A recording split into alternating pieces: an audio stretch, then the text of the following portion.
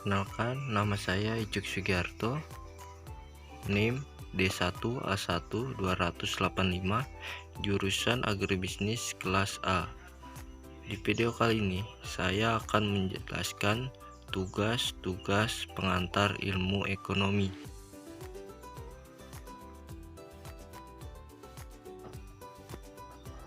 1. Jelaskan apa yang dimaksud dengan teori perilaku produsen.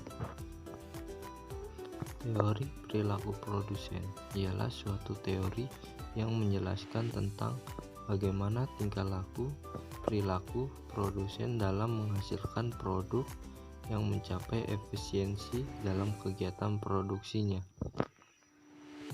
Nomor 2. Jelaskan perbedaan produsen dan produksi. Produksi adalah kegiatan yang menghasilkan barang, sedangkan produsen adalah orang yang menghasilkan sebuah barang.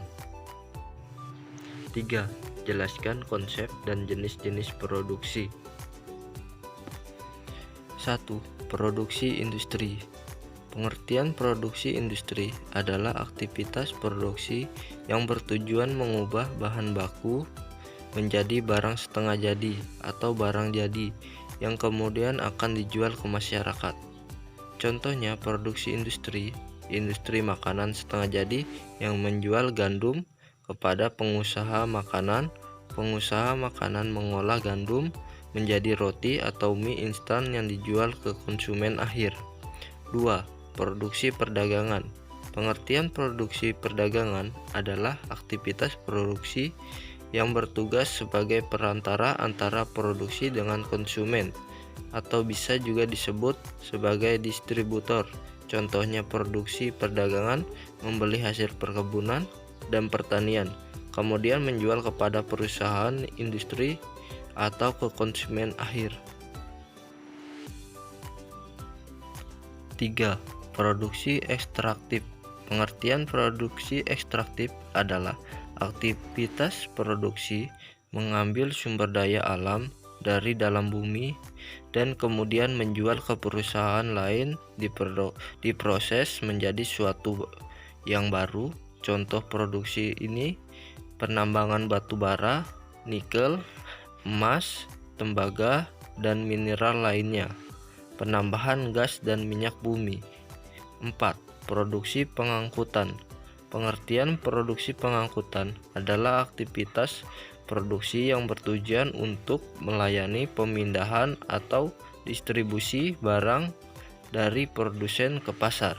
Contoh produksi pengangkutan: mengangkut hasil tambang dari lokal pertambangan ke pabrik smelter, mengangkut bahan-bahan sembako ke toko-toko untuk dijual ke konsumen akhir. 5. Produksi jasa. Pengertian produksi jasa adalah aktivitas produksi yang bertujuan untuk menjual jasa berupa keahlian tertentu untuk menangani masalah orang lain. Contoh produksi jasa: jasa bengkel mobil untuk memperbaiki kerusakan pada mobil, terapel untuk melayani terapel. 6. Produksi agraris. Pengertian produksi agraris adalah aktivitas produksi dengan memanfaatkan sumber daya alam untuk menghasilkan produk. Contoh perkebunan karet, hasil panennya akan dijual ke pabrik karet. Perkebunan kakao, hasil panennya untuk sebagai bahan dasar coklat. Peternakan sapi, hasilnya peternakan kemudian dijual ke pedagang daging atau ke konsumen akhir. Yang keempat, jelaskan tujuan kegiatan produksi. Sangat jelas jika tujuan kegiatan produksi adalah menghasilkan barang atau jasa dengan menciptakan barang atau jasa baru melalui proses produksi oleh produsen. Dengan produksi barang dan jasa diharapkan dapat meningkatkan keuntungan industri dan perusahaan tersebut. Yang kelima, jelaskan permasalahan produsen dalam ekonomi. Biasanya ada 3 permasalahan ekonomi yang dihadapi produsen, yaitu 1. Apa yang akan diproduksi? 2. Bagaimana cara memproduksi? 3. Untuk siapa jasa dan barang diproduksi? 6. Sebutkan dan jelaskan bentuk-bentuk organisasi perusahaan. Perusahaan perseorangan. Dari kalimatnya saja, kita sudah pasti paham bahwa perusahaan ini dipegang oleh satu orang. Bisa dikatakan perusahaan ini seperti wirausahawan. Kebanyakan dari usaha ini dilakukan secara kecil-kecilan, yaitu modalnya tidak begitu besar, dan begitu pula hal dengan hasil produksi dan perjualannya. Contohnya seperti penjual sate, restoran, toko makanan dan minuman. Biasanya perusahaan perseorangan ini adalah organisasi perusahaan yang terbanyak jumlah dalam setiap perekonomian. Namun sumbangan kepada seluruh produksi nasional tidaklah terlalu banyak. Keuntungan dari sektor perusahaan ini adalah kebebasan yang tidak terbatas yang dimiliki pemiliknya, bebas melakukan tindakan apa saja yang dianggap menguntungkan usahanya, dan ia berkuasa sepenuhnya atas roda perusahaan tersebut. Tetapi kelemahan utama dari perusahaan perseorangan ini adalah dalam segi modal kecil dan sukar untuk memperoleh pinjaman karena penggunaan sumber dana miliknya sendiri, sehingga margin laba atau keuntungan yang diperoleh relatif kecil. Yang kedua, perusahaan perkongsian atau firman. Berbeda dengan perusahaan perseorangan, organisasi perusahaan ini dimiliki oleh beberapa orang. Mereka bersepakat untuk secara bersamaan menjalankan suatu usaha dan membagi keuntungan yang diperoleh berdasarkan perjanjian yang telah disepakati bersama. Dari segi modal, perusahaan ini mendapat modal dari anggota perkongsian itu. Ada kalanya mereka juga meminjamkan modal dari lembaga-lembaga keuangan. Kebaikan dari perusahaan ini adalah tanggung jawab bersama di dalam menjalankan perusahaan. Setiap anggota juga mempunyai tugas untuk menjalankan dan mengembangkan perusahaan yang mereka dirikan. Yang ketiga, perusahaan perseroan terbatas. Di antara kedua perusahaan yang telah diuraikan sebelumnya, organisasi perusahaan ini sumbang kepada seluruh produksi nasional, dapat dikatakan lebih besar daripada kedua organisasi perusahaan yang sebelumnya telah dibahas. Di negara yang sudah maju, sebagian besar hasil produksi nasionalnya dihasilkan oleh perusahaan seperti ini. Maka tidak heran perseorangan terbatas adalah bentuk perusahaan yang penting. Alasan cukup sederhana, yaitu dari segi jumlah produksi dan hasil penjualan cukup besar dan lebih terorganisir. Kebaikan dari perusahaan ini adalah di dalam memperoleh modal.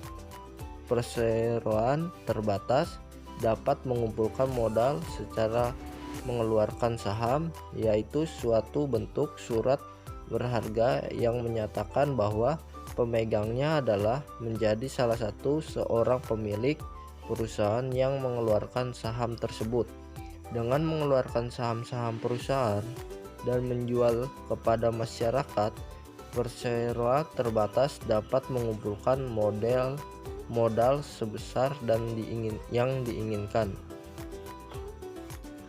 7. Jelaskan kelebihan dan kelemahan dari bentuk-bentuk organisasi perusahaan yang Anda sebutkan pada poin 6. 1. Perusahaan perseorangan. Kelebihan dari perusahaan perseorangan antara lain: pemilik perusahaan memilih hak penuh atas seluruh laba. 2. Mudah dibentuk dan mudah dihentikan. 3. Bentuk kepemilikan perusahaan yang paling ekonomis untuk memulai. 4. Kewenangan penuh dalam pengambilan keputusan. kelemahan perusahaan perseorangan antara lain adanya kewajiban yang tidak di atas hutang bisnis, sehingga jika terjadi kebangkrutan maka harta pribadi ikut disita. 2. Pendapatan usaha dikenakan pajak sebagai pendapatan pribadi karena tidak adanya perbedaan antara pendapatan pribadi dengan pendapatan usaha. 2. Perusahaan persekutuan. Perusahaan persekutuan adalah bentuk bisnis di mana dua orang atau lebih bekerja sama menjalankan perusahaan untuk mendapatkan profit. Kelebihan dari perusahaan persekutuan antara lain mudah didirikan, keahlian yang saling melengkapi, pengumpulan modal yang lebih, tidak terkena pajak. Kelemahan perusahaan persekutuan antara lain potensi konflik pribadi dan wewenang, kewajiban terbatas hanya pada satu pihak, kesulitan untuk menyingkirkan kepentingan persekutu tanpa membubarkan persekutuan. 3. Perusahaan perseroan. Perusahaan perseroan adalah bisnis yang kepemilikannya dipegang oleh beberapa orang dan diawasi oleh dewan direktur. Kelebihan dari perusahaan perseroan antara lain mudah memperoleh dan menambah modal dengan jalan menjual saham, profesionalisme mengelola dapat diandalkan, mudah memperoleh kredit dari bank. Kelemahannya, proses pendirian memerlukan perjanjian yang lama dan rumit, terdapat spekulasi saham di bursa saham menyebabkan labilnya permodalan usaha.